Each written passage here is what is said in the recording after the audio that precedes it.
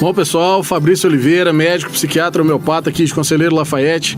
Estamos no programa Saúde Pode, em parceria com a Rádio Carijosa AM 1270. Pessoal, hoje, com muita alegria, eu estou aqui recebendo o Dr. Paulo Gustavo Rezende Alves, meu amigo, formou comigo na Faculdade de Medicina e hoje tenho o prazer de compartilhar com ele a cidade de Conselheiro Lafayette região.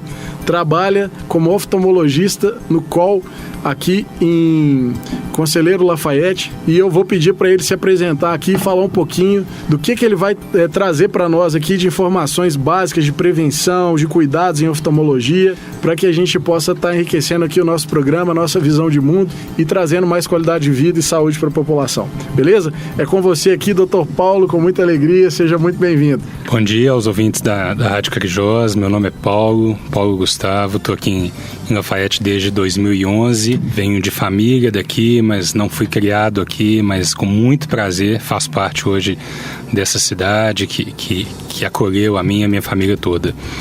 Trabalho no COL, que é o Centro Oftalmológico Lafayette, e me ponho à disposição para programas futuros, dúvidas futuras, enfim, o que todos quiserem.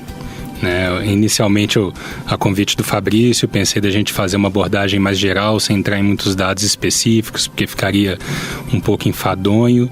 Então, eu queria ressaltar uma realidade que nos passa muito no consultório, que é o acompanhamento periódico, oftalmológico, claro, nos pacientes em qualquer faixa etária.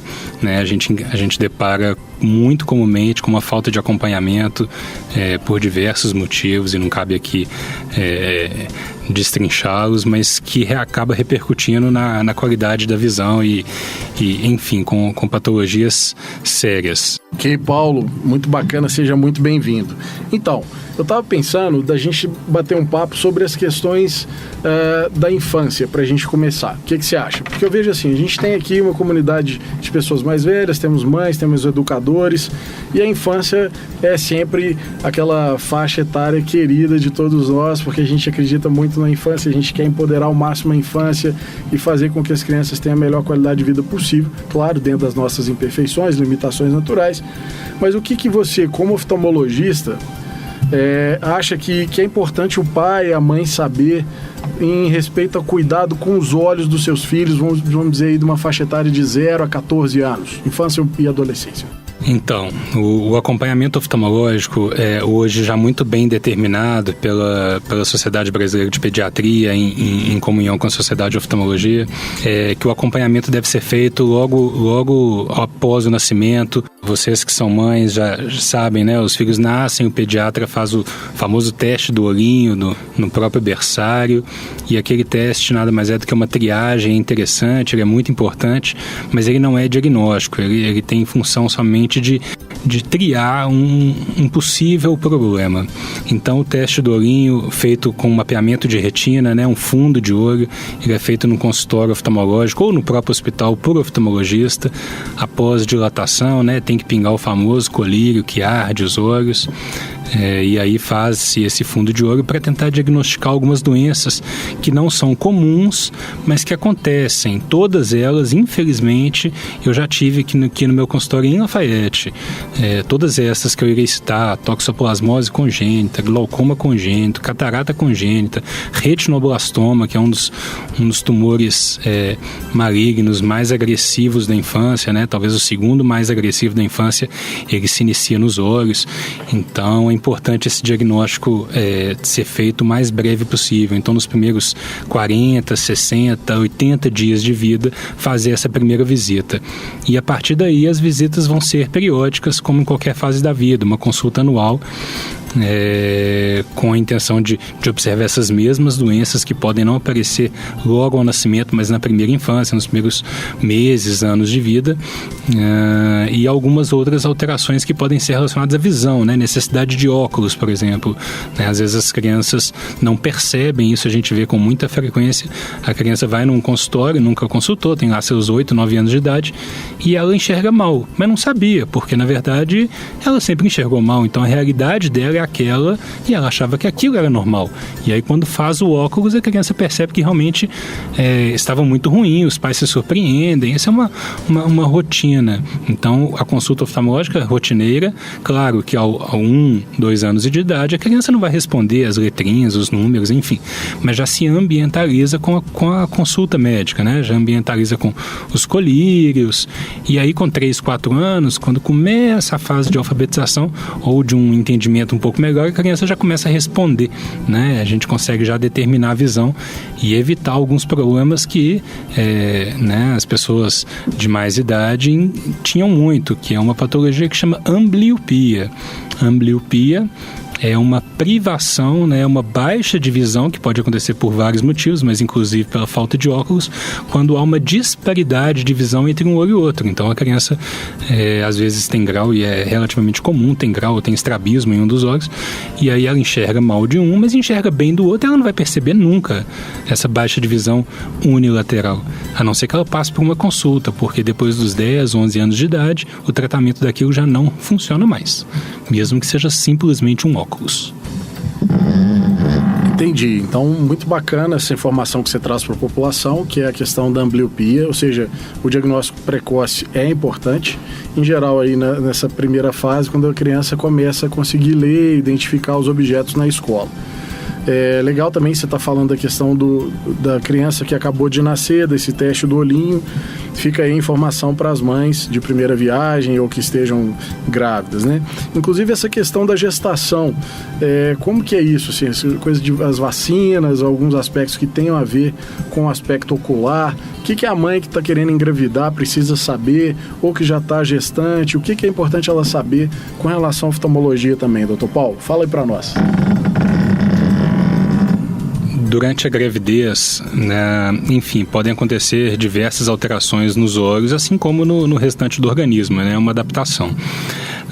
Sobre a relação da mãe com o seu bebê, né, durante a gestação, é importante a mãe ficar, isso já está na rotina da obstetrícia, o acompanhamento por exame de sangue de uma doença que chama toxoplasmose, que na nossa realidade brasileira é a principal causa de baixa de visão por lesão irreversível na visão, e é diagnosticado por um exame de sangue simples durante a gravidez. Outra coisa importante é a mãe, durante algum período, mas a partir das 25 semanas, fazer uma visita oftalmológica, fazer um fundo de olho, porque algumas doenças, e isso é mais do que divulgado, né, que os olhos são, né, a janela da alma, isso tem filosoficamente falando, mas na medicina também é assim. Então muitas doenças a gente vê pelo fundo de olho, na mãe, hipertensão arterial, algumas alterações mesmo típicas de vasos da retina. Então é importante que as mães façam, mas basicamente é controle de toxoplasmose, exame de sangue de toxoplasmose e fundo de olho a partir das 25 semanas. Muito bom. Excelente. Vamos continuar então, né? Falando aí para as mães a questão da gestação, do pré-natal, do pós-natal imediato, dos cuidados na primeira infância. O adolescente, o adulto jovem aí, alguma questão? O que você acha que é importante? A prevenção, os cuidados, questão de raios ultravioleta, o pessoal fala disso. Como é que é isso? Óculos escuro, usa, não usa? Isso é importante, não é? O que o oftalmologista tem a falar para a nossa comunidade aqui, doutor Paulo? Durante a final da infância, início da adolescência, esse acompanhamento que deve ser anual, isso desde o nascimento, como a gente já tinha falado, mas a gente encontra muito comumente nessa faixa etária aí dos 10, 12 anos, o início de uma doença que chama ceratocone, que inclusive é minha área de atuação, é minha especialidade, e aqui na nossa região eu não consigo explicar com certeza o motivo disso, mas a gente encontra uma prevalência, um número de casos muito elevados. O ceratocone é uma doença na córnea, né, que é essa área transparente da frente do olho, como se fosse a tampa do relógio. A córnea vai se tornando assim mais fina e mais curva, né? Ceratocone em latim é córnea em forma de cone. Então é como se a córnea fosse ficando pontuda, digamos assim, né? De uma forma mais grosseira. E isso vai se manifestar no jovem como uma piora da visão, mudança de grau, mudança da miopia, mudança do astigmatismo. E é uma das áreas da oftalmologia que mais cresce, é uma das áreas nas quais as possibilidades de tratamento, não de cura, mas de controle e tratamento, têm avançado mais. Até alguns anos atrás, a gente diagnosticava, né? Eu não peguei essa fase, mas o diagnóstico de ceratocone era dado, a família rezava para a doença não avançar, porque se avançasse, iria inevitavelmente para um transplante. Hoje existem outras opções, enfim, que podem ser aplicadas não a todos os casos, né? Hoje, no Brasil, os dados estatísticos são um pouco não confiáveis, mas na literatura mundial a gente tem uma incidência de 1 a cada 2.000 casos. Para aqui em Lafayette, se a gente pensar numa cidade em torno de 140, mais ou menos isso, a gente teria 70, 80 casos, né? Mas a minha realidade é muito mais. Eu estava levantando, eu tenho 350 casos de ceratocone aqui, uma incidência muito acima da literatura mundial, né? E leva-se em conta que em torno de 25% dos pacientes que têm ceratocone um dia vão ser submetidos a procedimento cirúrgico, e na minha experiência também é muito mais do que isso. Então aqui no Lafayette realmente me chama muita atenção. A gente pode pensar por causa de poeira, de poluição, as crianças coçam muito os olhos, porque o fato de coçar os olhos é o principal fator que nós conseguimos controlar para evitar ou para diminuir a progressão de uma doença como o ceratocone. Ele tem um aspecto genético, né? Pode passar de pai para filho, não é assim, todo pai quer dizer que o filho vai ter, não é nessa relação, mas existe um laço genético, sem dúvida.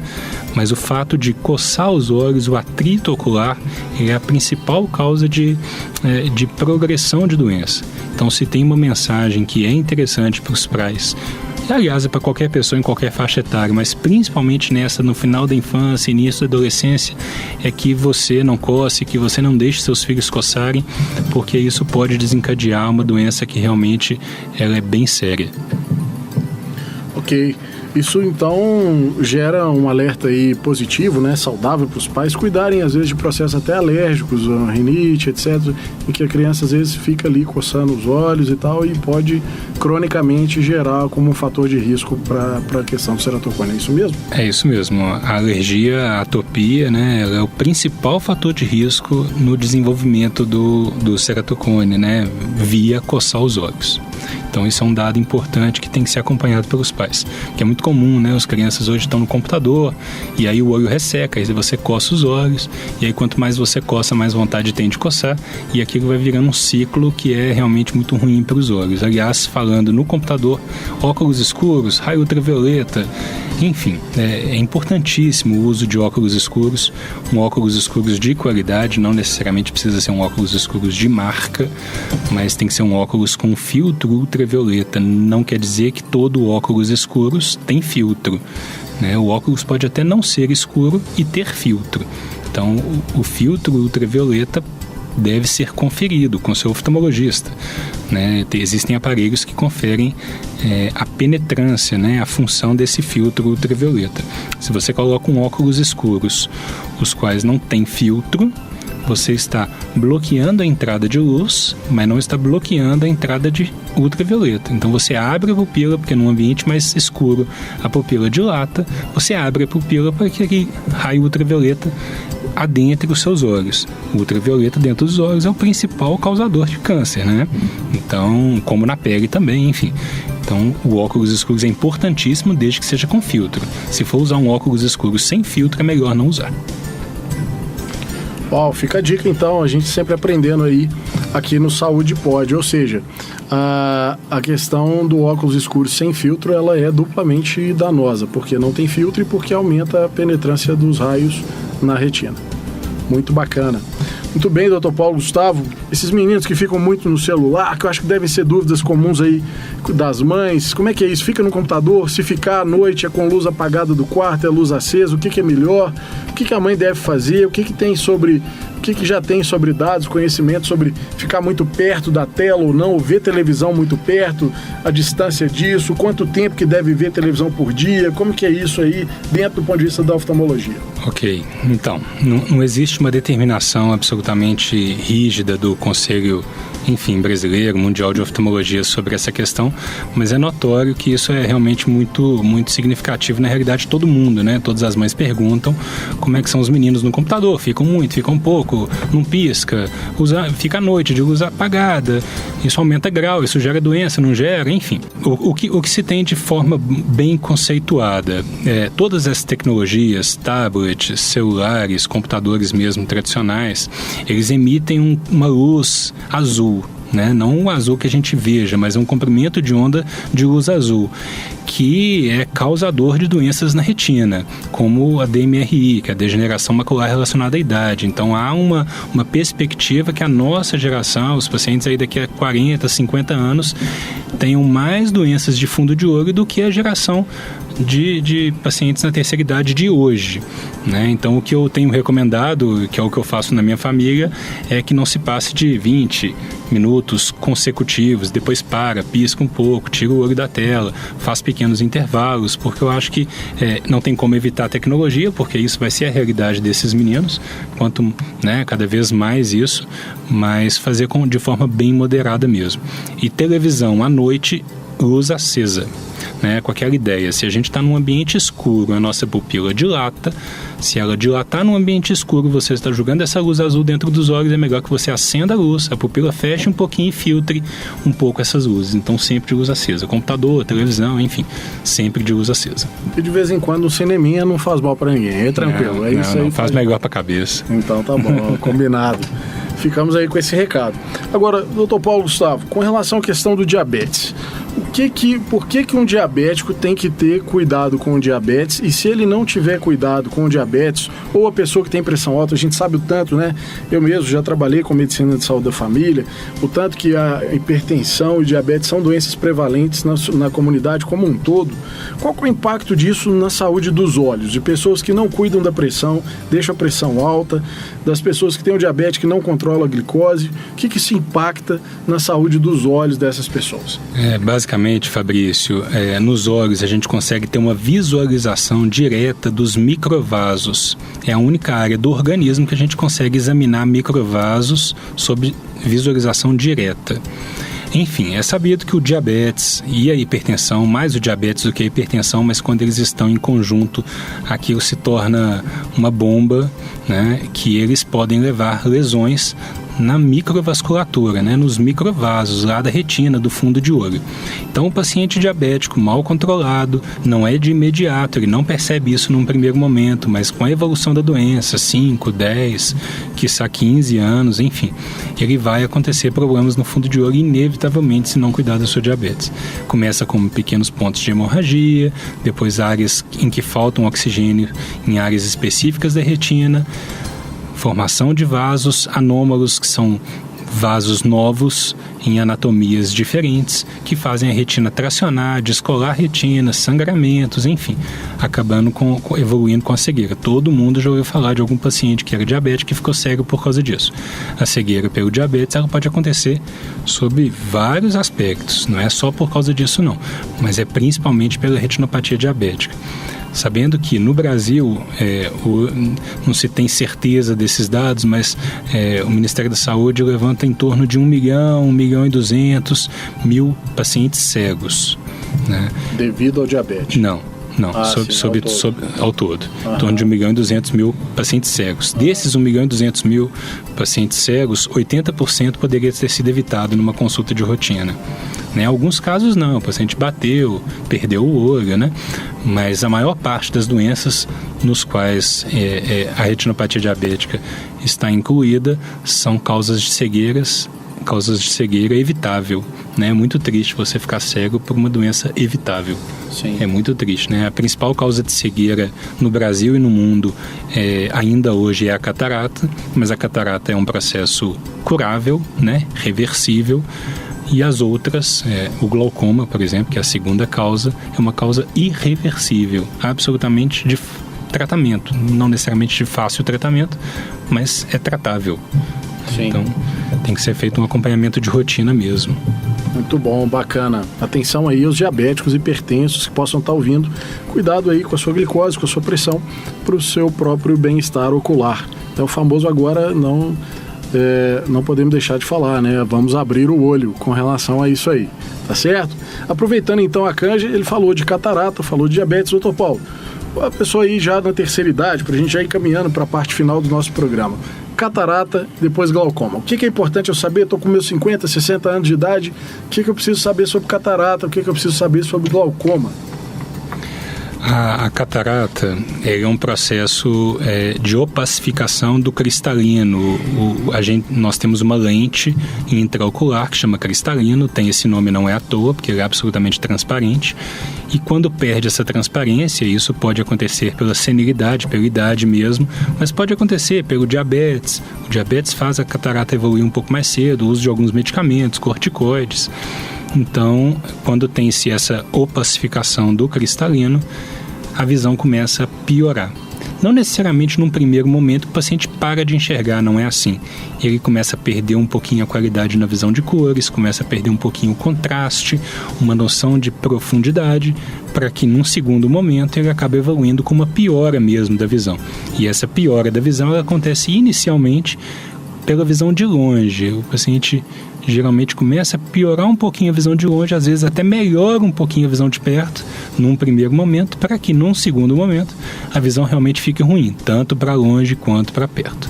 A catarata hoje é o procedimento cirúrgico mais realizado no mundo, né? Tem-se um índice de sucesso muito grande, claro, como toda cirurgia tem seus riscos, enfim, tem que ser discutidos com o seu oftalmologista, mas é uma cirurgia de altíssimo índice de sucesso, não é uma cirurgia simples, realmente não é, como muitos gostam de dizer, mas não é.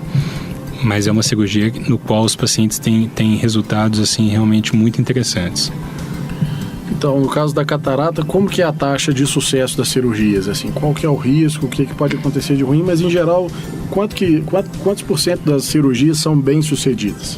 Eu não vou especificar na minha estatística, enfim, porque isso varia muito de cirurgião a cirurgião. Eu vou falar como estatística geral. Como estatística geral, o índice de sucesso é em torno de 97%. O que a gente diz como sucesso na cirurgia de catarata não é aquele paciente que sai enxergando sem óculos 100%, não é isso. A cirurgia de catarata basicamente é retirar a catarata, né?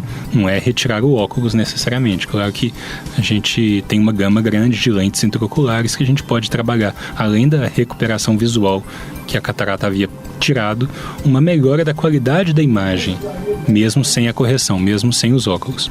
Então, é muito interessante essa discussão com o seu oftalmologista, que seja experiente realmente na cirurgia de catarata.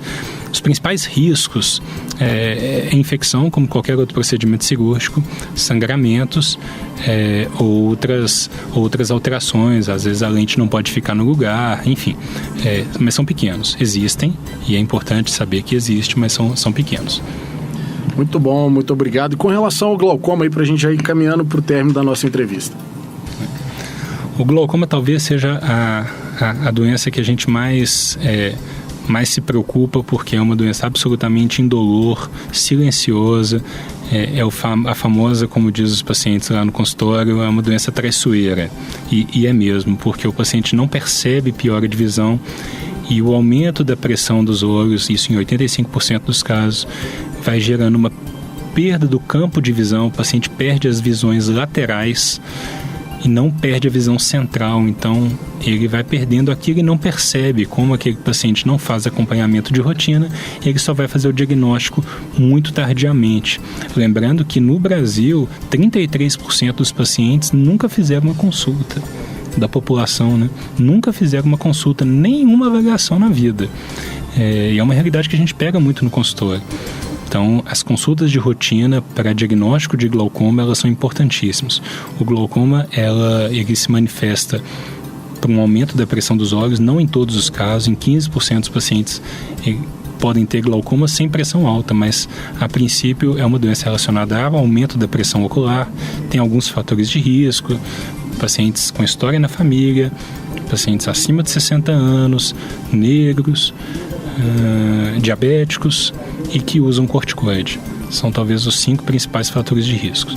mas tem que ser acompanhado. É uma doença absolutamente tratável, não curável, mas tratável, no qual a gente consegue estabilizar a pressão ocular, consegue estabilizar a perda do campo de visão, a perda das células do fundo de olho, e o paciente consegue manter uma visão útil, uma visão muito boa por toda a vida. E se não tratado, se tiver perda por glaucoma, infelizmente, é irreversível. Realmente, então ter todo cuidado aí com a questão do glaucoma.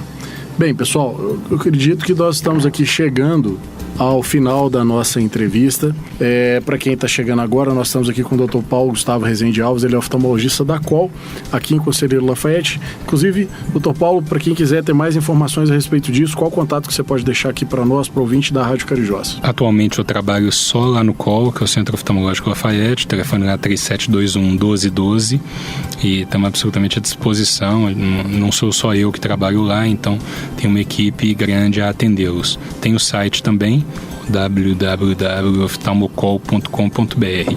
Maravilha, fica então aí o registro, telefone 3721-1212 e o site www.oftalmocol.com.br.